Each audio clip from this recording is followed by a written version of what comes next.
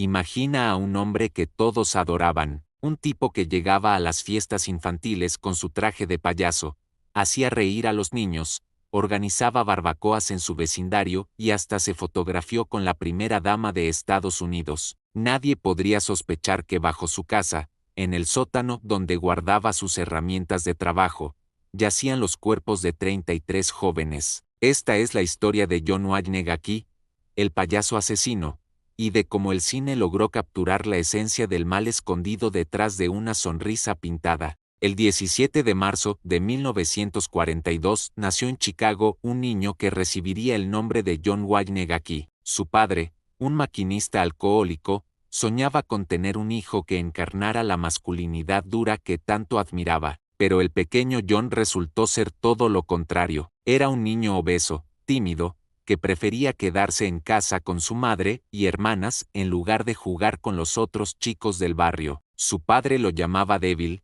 lo golpeaba con el cinturón y lo humillaba constantemente. Cuando John tenía 11 años, sufrió un accidente que le provocó un coágulo de sangre en el cerebro, un daño que permaneció sin detectar hasta los 16 años. A los 24 años, Gacy se casó e intentó construir una vida normal en Waterloo, Iowa. Allí abrió un restaurante de comida rápida y parecía tener éxito, pero todo se derrumbó cuando varios jóvenes que trabajaban para él lo denunciaron por agresión. La policía descubrió que los atraía a su sótano con falsas promesas de trabajo y allí los atacaba. En 1968 fue sentenciado a 10 años de prisión. Su esposa se divorció de él inmediatamente y nunca más vio a sus 2 hijos. 18 meses después, por buen comportamiento, salió libre. Regresó a Illinois y en 1971, con ayuda económica de su madre, compró una casa en West Summerville Avenue, en una zona tranquila de Chicago. Era el inicio de una nueva vida, o al menos eso parecía. Gacy se reinventó completamente. Estableció su propia empresa de construcción llamada PDM Contracting que resultó ser muy exitosa. Los vecinos lo adoraban, organizaba barbacoas en su jardín, participaba activamente en el Partido Demócrata y se convirtió en voluntario de obras benéficas. Pero fue en 1975 cuando creó su alter ego más famoso, Pogo el Payaso. Se unió al club de payasos local Jolly Hawkers y comenzó a animar fiestas infantiles, eventos de recaudación de fondos y visitas a hospitales. Los niños lo adoraban, los padres confiaban en él. Era, según todos, un ciudadano ejemplar. La ironía es brutal. Mientras Gacy hacía reír a los niños con sus trucos de payaso, en su casa ocurría algo completamente diferente. El primer asesinato confirmado ocurrió en 1972. Timo Simcoe,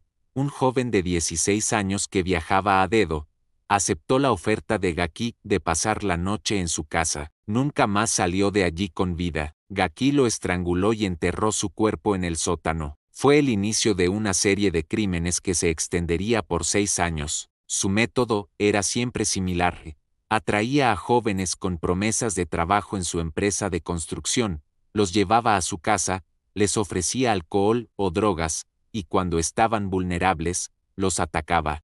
Gacy tenía un truco que usaba con frecuencia. Les mostraba un juego de esposas y les decía que era un truco de magia que había aprendido. Una vez que las víctimas tenían las esposas puestas, Gacy revelaba su verdadera naturaleza. Los torturaba durante horas antes de estrangularlos. Después, enterraba los cuerpos en el sótano de su casa, específicamente en el espacio de arrastre bajo la estructura. Cuando ese espacio se llenó, comenzó a enterrar cuerpos en otras partes de la propiedad. Algunos los arrojó al río Des Plaines. Entre sus víctimas estuvieron jóvenes como Darrell Sampson, Randall Reffett, Samuel Stapleton, William Carroll y Gregory Godzik. El más joven tenía 14 años, el mayor 21. Todos tenían familias que los esperaban en casa, todos tenían sueños, planes para el futuro, pero Gacy no sentía remordimiento alguno. Años después, en las grabaciones que se conocieron, dijo que se sentía como un juez, jurado y verdugo, que tenía el poder de decidir quién vivía y quién moría. Lo inquietante del caso Gacy es que durante todo ese tiempo, mantuvo su doble vida sin que nadie sospechara. En 1972 se casó nuevamente con Carole Hoff, una antigua compañera de escuela de su hermana. Ella se mudó a la casa con sus 2 hijos. Vivían allí, literalmente encima de los cadáveres enterrados en el sótano. Carole comenzó a notar cosas extrañas, un olor nauseabundo que Gaki atribuía a la humedad, su falta de interés en mantener relaciones íntimas, su conducta cada vez más errática. En 1976 se divorciaron. Gaki quedó solo en la casa, libre para continuar con sus crímenes sin testigos. Fue a partir de 1977 cuando las cosas comenzaron a complicarse para él. Un joven de 19 años fue arrestado conduciendo el auto de una de las víctimas de Gaki. El chico afirmó que Gaki se lo había vendido. La policía comenzó a investigarlo, pero no encontraron evidencia suficiente. Varias familias habían reportado la desaparición de sus hijos después de que fueran vistos por última vez con Gaki o cerca de su casa, pero las denuncias no fueron tomadas en serio. El quiebre llegó en 1978 con Jeffrey Rignall, un joven de 26 años. Gaki lo abordó en la calle, lo invitó a su auto y lo drogó con cloroformo. Rignall despertó en el sótano de Gaki, donde fue torturado y violado durante horas. Milagrosamente, sobrevivió. Gaki lo dejó inconsciente en un parque. Cuando Rignall recuperó la conciencia, fue directo a la policía y logró identificar a Gaki en una fila de fotos. Pero increíblemente, Gaki quedó en libertad. La policía no actuó con la urgencia necesaria. La última víctima de Gaki sería la que finalmente lo llevaría a prisión. El 15 de diciembre de 1978, Robert Piest, un chico de 15 años, le dijo a su madre que iba a reunirse con un contratista que le había ofrecido trabajo. Ese contratista era John Wayne Gaki. Robert nunca regresó a casa. Sus padres, desesperados, denunciaron su desaparición inmediatamente y mencionaron el nombre de Gaki. Esta vez, la policía actuó. Comenzaron a vigilar a Gaki las 24 horas del día. El 21 de diciembre, mientras Gaki estaba fuera, los investigadores obtuvieron una orden de allanamiento. Cuando entraron a la casa, el olor era insoportable. Gaki había intentado explicarlo diciendo que era por problemas de plomería, pero los perros entrenados para detectar cadáveres enloquecieron en el sótano. Los investigadores comenzaron a excavar. Lo que encontraron fue una escena de pesadilla, cuerpo tras cuerpo, algunos apenas reconocibles, otros reducidos a huesos. En total, 26 cuerpos fueron encontrados en el sótano, 3 más en otras partes de la casa, 4 habían sido arrojados al río. Cuando Gaki fue arrestado, confesó 33 asesinatos. Durante el interrogatorio, mostró una frialdad escalofriante. Dibujó un mapa del sótano, marcando dónde había enterrado cada cuerpo. Explicó sus métodos con detalle, sin mostrar el menor signo de remordimiento. En las cintas de audio que se conocieron décadas después, su voz suena tranquila, casi aburrida, mientras describe cómo mataba a sus víctimas. El juicio de John Wayne Gaki comenzó el 6 de febrero de 1980 y se convirtió en un espectáculo mediático. Sus abogados intentaron alegar locura, argumentando que Gaki sufría de trastornos mentales que lo hacían inimputable. La doctora Morrison, psiquiatra que lo evaluó, declaró que Gaki tenía la estructura emocional de un infante, pero los fiscales presentaron evidencia que mostraba que Gaki era perfectamente consciente de sus actos. Había planificado cada asesinato, había ocultado los cuerpos meticulosamente, había mantenido su doble vida durante años. El jurado deliberó durante apenas 2 horas antes de declararlo culpable de 33 cargos de asesinato. Fue sentenciado a muerte por 12 de ellos. Gaki fue trasladado al corredor de la muerte, donde pasaría los siguientes 14 años. Allí, desarrolló una afición por la pintura, pintaba con óleo, y su tema favorito eran los payasos. Vendió muchas de sus obras por miles de dólares, lo que generó controversia. ¿Debería un asesino en serie poder beneficiarse económicamente de su fama criminal? El 10 de mayo de 1994, John Wayne Gaki fue ejecutado mediante inyección letal en la penitenciaría Stateville, pero hubo un problema técnico.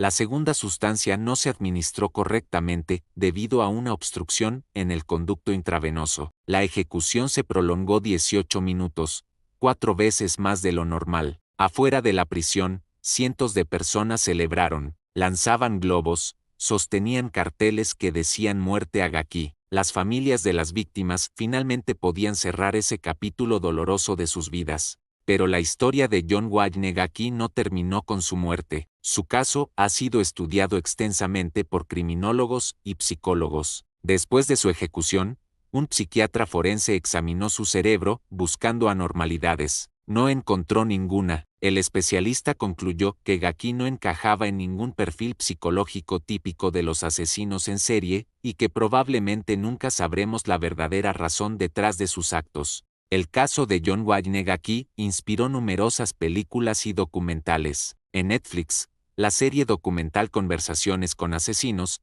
las cintas de John Wayne Gacy reveló 60 horas de grabaciones inéditas realizadas por sus abogados defensores en la década de 1980. Escuchar su voz, sus explicaciones, su completa falta de remordimiento, es una experiencia perturbadora que nos permite adentrarnos en la mente de uno de los asesinos más prolíficos de Estados Unidos. El escritor Stephen King se inspiró en Gacy para crear al payaso Pennywise en su novela It. King dijo en 1986 que se preguntó qué era lo que más asustaba a los niños y la respuesta fue los payasos. Entonces recordó la historia de Gacy y la usó como base para su personaje más terrorífico. Pero si hablamos de películas que capturan la esencia del terror real, debemos mencionar Monster, la película de 2003 que retrata la vida de Aileen Wuornos, conocida como la primera asesina en serie de Estados Unidos. Charlize Theron ganó el Oscar a Mejor Actriz por su transformación en Wuornos, una interpretación tan visceral y cruda que sigue siendo considerada una de las mejores actuaciones de la historia del cine. Aileen Carol Wuornos nació el 29 de febrero de 1956 en Rochester, Michigan. Su historia es la de un descenso imparable hacia la violencia, marcado desde el principio por el abandono y el abuso. Su padre, Leo Arthur Pittman, era un pederasta y psicópata que pasó tiempo en hospitales psiquiátricos. En 1969, mientras cumplía una condena en una cárcel de Kansas, se suicidó ahorcándose. Aileen nunca lo conoció. Su madre, Diane, se casó con Pittman cuando tenía apenas 15 años. Tuvo 2 hijos con él. Kate, el hermano mayor de Aileen, nació en 1955. Diane se divorció de Pittman antes de que Aileen naciera, y en 1960 abandonó a sus 2 hijos. Los dejó al cuidado de sus abuelos maternos, Laurie y Britta Wuornos, en Troy, Michigan. Los abuelos adoptaron legalmente a los niños y Aileen creció creyendo que eran sus padres. La infancia de Aileen fue un infierno. Su abuelo Laurie era un alcohólico violento que la golpeaba constantemente con un cinturón. Según el libro Lethal Intent de Sue Russell, los abusos eran frecuentes y severos. A los 12 años, Aileen y su hermano Kate descubrieron la verdad. Laurie y Britta no eran sus padres biológicos. Fue un golpe devastador. Aileen comenzó a tener relaciones sexuales a edad temprana. Afirmó haber mantenido relaciones con múltiples parejas, incluyendo a su propio hermano Kate. A los 15 años, Aileen quedó embarazada. Nunca reveló quién era el padre del bebé. El 23 de marzo de 1971, dio a luz en una casa de maternidad en Detroit. El bebé fue dado en adopción inmediatamente después. Sus abuelos la echaron de casa. Aileen se vio obligada a vivir en un automóvil abandonado en el bosque. Fue enviada a un hogar para madres solteras, pero su vida ya había tomado un rumbo del cual nunca podría escapar. En julio de 1971, su abuela Britta murió oficialmente de fallo hepático, aunque años después, su madre Diane acusaría a Laurie de haberla matado. En marzo de 1976, Laurie también murió. Ese mismo año, su hermano Kate murió de cáncer de esófago. Aileen tenía 20 años y estaba completamente sola en el mundo. Heredó $10,000 del seguro de vida de Kate. El dinero desapareció en menos de 2 meses, gastado en lujos y un auto que posteriormente destruyó. Para entonces, Aileen ya se había convertido en una vagabunda que viajaba a dedo por todo el país, dormía donde podía y se prostituía en las carreteras para conseguir dinero. Usaba el alias de Sandra Kretz para evitar ser rastreada. Su primera detención ocurrió en mayo de 1974 en Jefferson, Colorado, acusada de conducir alcoholizada, desorden público y disparar al aire desde un vehículo en movimiento con una pistola calibre 22. Fue liberada bajo fianza pero nunca se presentó al juicio, simplemente desapareció. Aileen vivió durante años en los márgenes de la sociedad. Fue arrestada múltiples veces por robo, asalto, conducir sin licencia, falsificación de cheques. En julio de 1976 fue detenida por arrojar una bola de billar a la cabeza de un camarero en un bar. Se casó brevemente en 1976 con Lewis Fell,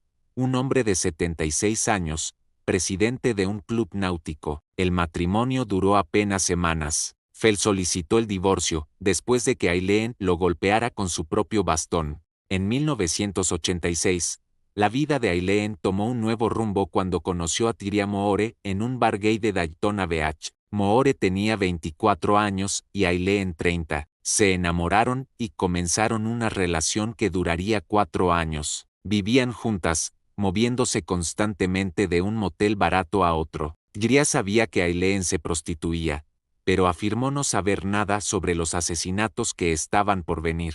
El 30 de noviembre de 1989, Aileen mató por primera vez. Su víctima fue Richard Mallory, un comerciante de equipos electrónicos de 51 años. Aileen declaró años después que Mallory la recogió como prostituta, la llevó a un área aislada y allí la violó y torturó. Según su versión, lo mató en defensa propia. 2 semanas después, el cuerpo de Mallory apareció en una zona boscosa con múltiples impactos de bala. Lo que no se supo hasta mucho después fue que Mallory tenía antecedentes por intento de violación en Maryland, lo que dio cierta credibilidad a la versión de Aileen.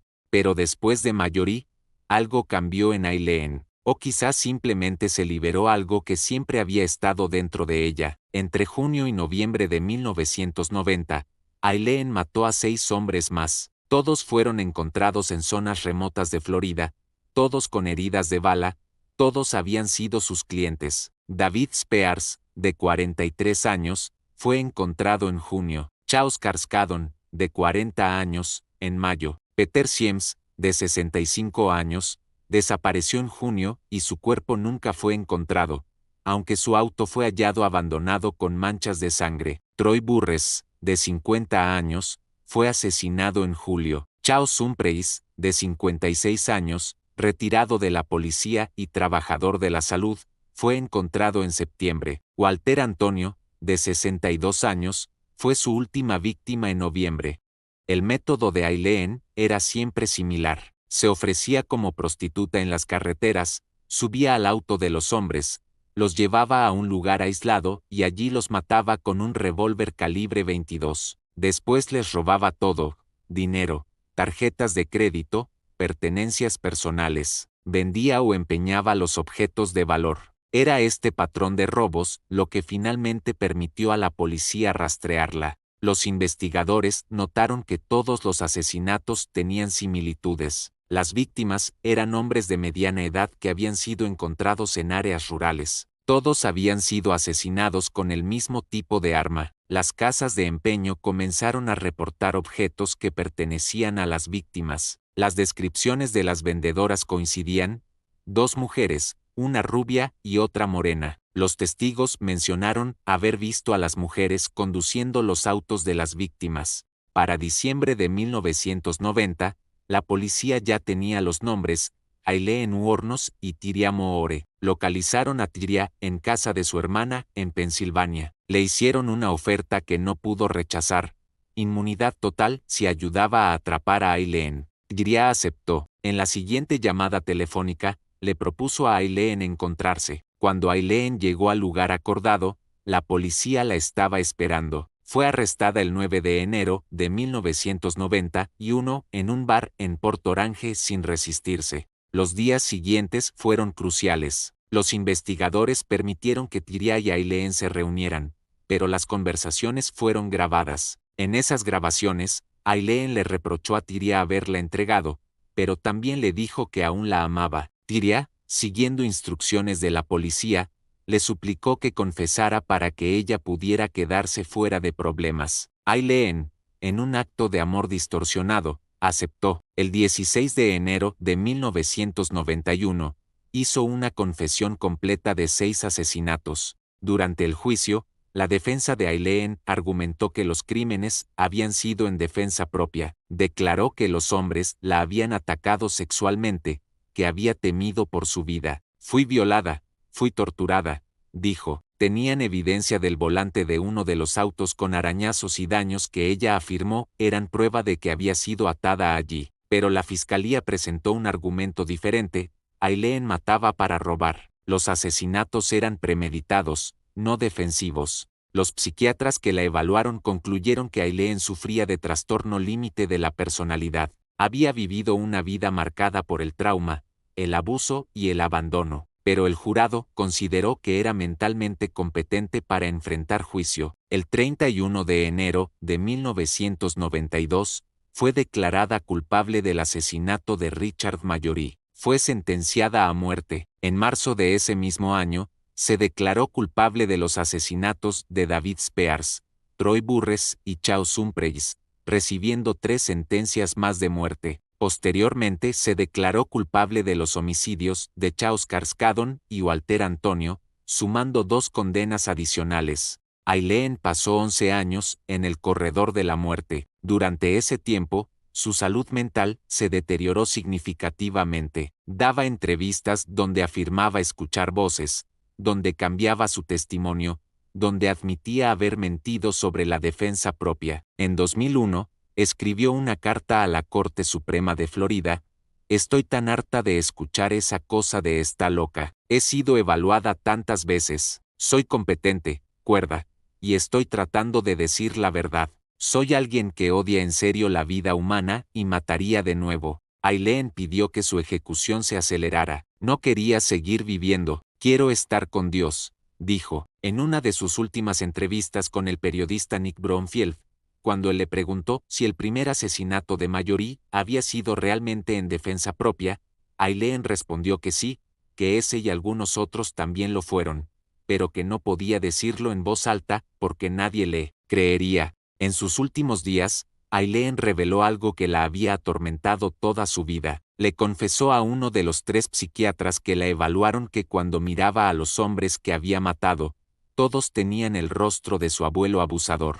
Era esa imagen la que la hacía apretar el gatillo. Era su forma retorcida de venganza contra el hombre que había destruido su infancia.